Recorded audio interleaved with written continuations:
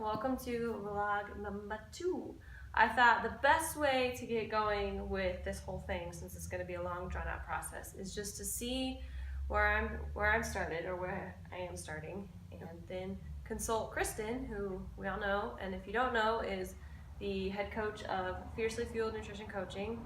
She's my partner in crime, and she knows a lot of shit, so I figured I would consult her, because if I were to figure out my own macros, it'd probably be a whole disaster, because I'm me and I'd be like, well, I really just want it this way. It's always good to have a third view in your whole thing. So what we're gonna do today is we're gonna talk a little bit to Kristen about what she did, how she kind of adjusted her own stuff to get her through recomp. And you're still recomping. And then talk about what I did this past week, and then my steps moving forward, and what your thoughts and all that good stuff. So sit down, buckle up, we're in for this one. Okay, so let's get started. So you 3 or 4 months ago just decided to start eating to fuel your body. Yeah, because I was coming back from surgery, not really sure what my macros should be at. I was eating at a little bit of a deficit once I came back, partly on accident, because I was finally training hard again and I hadn't adjusted my food, but I also wasn't losing weight. We kind of talked about this in our Empowered by Iron episode, but so I finally was like, this isn't going well. So I sat down and looked like, what are my macros really supposed to be, and set them to be basically eating for sports performance. Because not only were you coming back from surgery, so your body was still healing, but you were training heavy, so that's a whole extra thing. Right.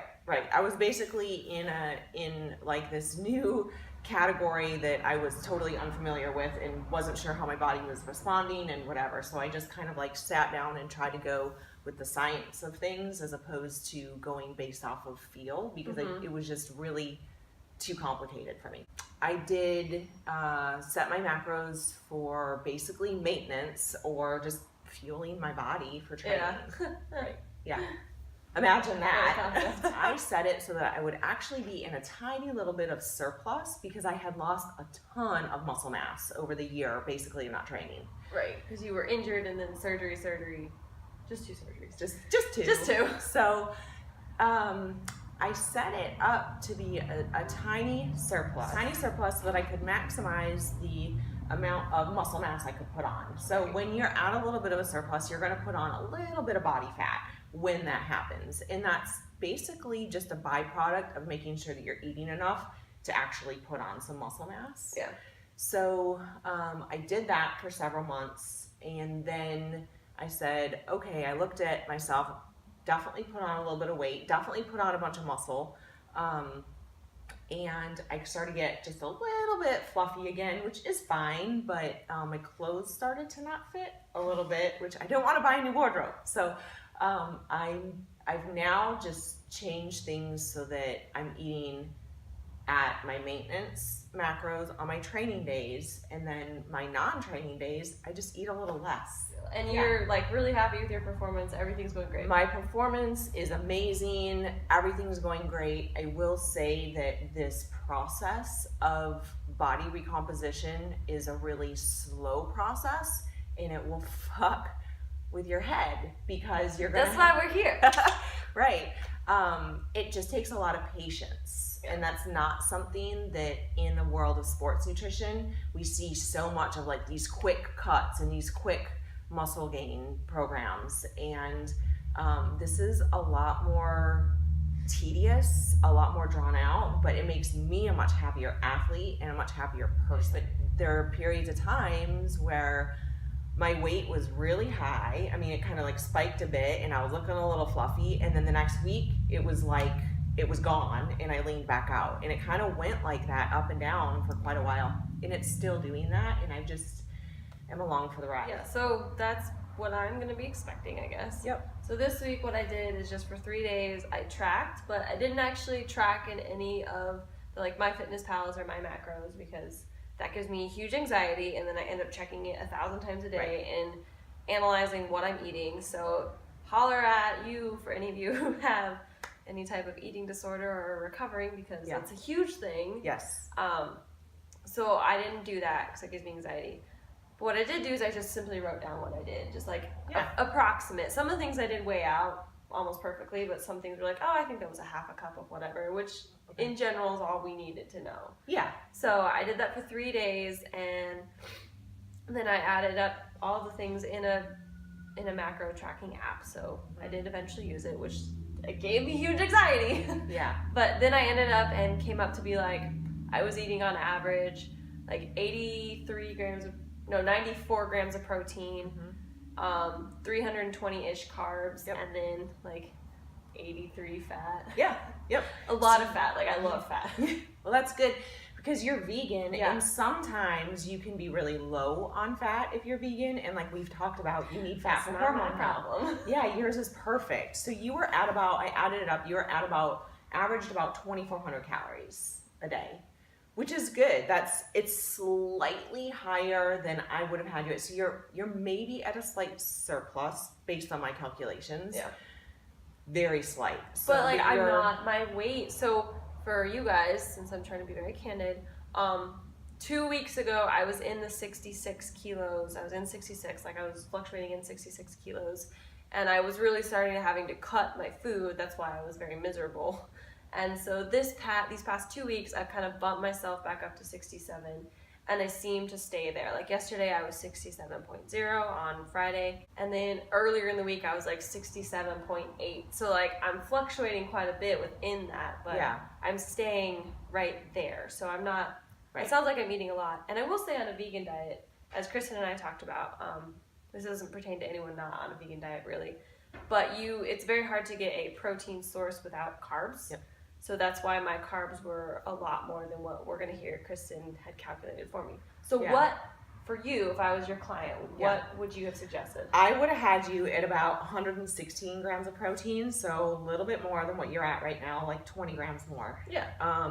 And your carbs at like 270, so a little bit lower, and then your fat's just a little bit lower, but again, that would just be at maintenance, and you're at a little bit of surplus, which I think is fine. I think that's totally fine for you. You're going to put on some muscle mass. You might put on a little bit of fat. I'm going to. But- It's going to be weird. Yeah, but it's totally fine. And really, you're taking it from a really good approach because you're looking at it in terms of what's happening to your body over the long haul, not today and not what happened yesterday and not what's going to happen tomorrow, but like looking at things over a week to 2 weeks to 3 weeks. Mm-hmm.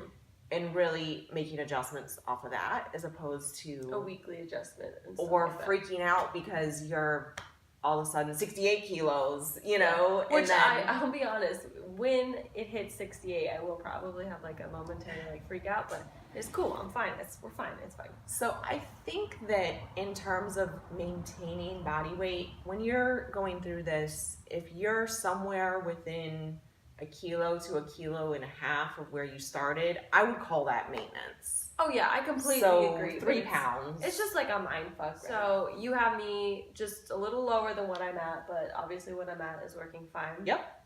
And so then we talked about what I'm gonna do next. So what's the point of all this? Yeah. So we came up with this plan because I get anxiety from tracking.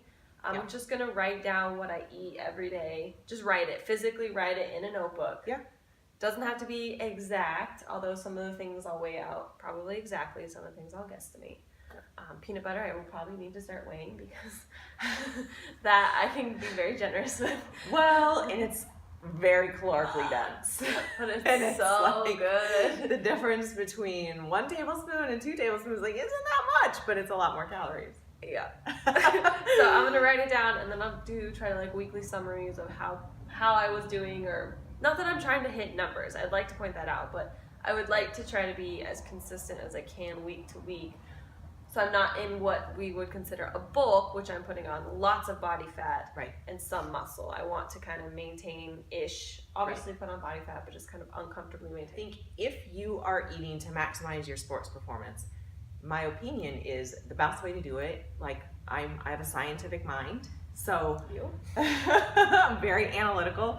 So the best way I think is to weigh out all your food, track your macros, be specific. But that's a really bad idea for Mary because Mary has a history of eating disorder. She can't do that. That's It going sends to me into a spiral. I can do it for about a week and a half, maybe 2, and I'll be like dead on. And then after that, I'll like freak out and think that I can't have food because I'll just start cutting food out. And then before I know it, I'm like back to this I can't eat anything deal. Right. So basically what we want to do is maximize your sports performance through nutrition And as my fast sanity. as possible. Keep you sane, not falling off the cliff into the world of numbers and freaking out over things. So I think we have a good, I think this is a good plan. So then what I would suggest you do is you can take like weekly or bi-weekly pictures of yourself. For me, I look at myself in the mirror every day and kind of like, I don't know, but I took pictures kind of once I started doing this, and then I took pictures a few weeks ago and was able to really see a change in my body that I don't really see on a day-to-day basis. So I think it's a good way to look at things. So if you are noticing that you are, if you notice that you're losing weight, first of all, over a period of weeks, you need to bump up your food. So I would increase your carbs, which for you is probably going to increase your protein a little bit, depending on your carb source. Usually they come together, which is beans and stuff. Right. Yeah. And then if you find that you're gaining weight, but like over weeks, not one day, over weeks, then look at yourself, look at your pictures and go, okay, do I look the same? I look the same, or maybe a little more muscular. That's good. That's what we want. Yeah. So then leave everything the same. If you find that you are gaining weight, but you're looking like really fluffy, and like you keep looking fluffy, because remember I talked about like I had some weeks where I was like, oh boy, what's happened? And then the next week it was gone. Yeah. So if you notice that trend keeps continuing, then you probably want to pull back the food a little bit. Yeah. And then your training days, just eat a little bit more food. Yeah. And on your non-training days, eat a little less food. And I think that's really easy. If all of us have pre-workout meals and post-workout meals, that's it. There you go. Do everything else It the same. basically just means I won't eat Oreos on the days that I don't train, because there's 200 or 300 calories there. There you go. Perfect. Okay, so plan moving forward. If you're doing this along with me, there's all kinds of calculators that you can use online. If you want, you can reach out to us. We can maybe help you, or I can help you, or whatever. Yeah. I'm not trying to offer coaching services, but what I am saying is if you're along for the ride, there's 2 ways you can do it. You can be very analytical like Kristen, and count and take pictures and track all that stuff, and then you can just fucking wing it like me and kind of track and step on the scale, but trying not to obsess over it, because then it becomes a big issue for me. Yep. So we're gonna go forward and see what this looks like. I will be traveling to Colorado next week, so expect a different vlog, maybe like, I don't know what I'm eating while I'm traveling, since that seems to be really popular on the internet. Yeah. We'll just play it by ear. Maybe it'll just be some random clips of home. But all right, so thank you so much for joining us this week for the vlog. Check us out next week on the podcast. We don't have an episode this week, as you probably noticed. Yep. Check us out on Patreon, patreon.com/empoweredbyiron, and support us. It helps us support to do these things and help us put on other events and all that good stuff. And go check out our Facebook group page, Women in Strength Athlete Resource. We've been having a lot of talking on there. It's been awesome. It's been really good dialogue on there. I love it. So awesome. So come Keep it join up. the community. We're so happy to have you. And until next week, stay strong. Peace.